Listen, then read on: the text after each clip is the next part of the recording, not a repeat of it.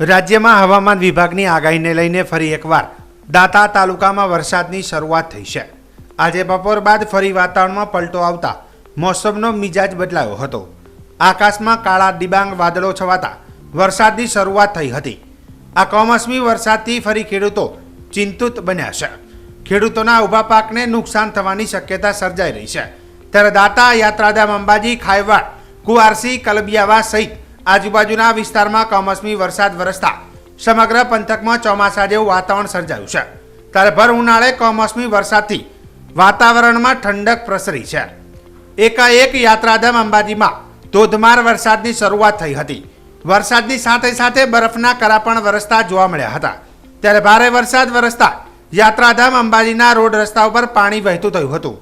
અંબાજીમાં ભારે વરસાદ વરસતા વાહન ચાલકોને પણ હાલાકીનો સામનો કરવો પડ્યો હતો।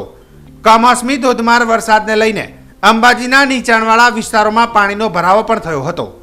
ત્યારે યાત્રાધામ અંબાજીમાં ભારે વરસાદથી બજારોમાં નદીની જેમ પાણી વહેતું થયું હતું।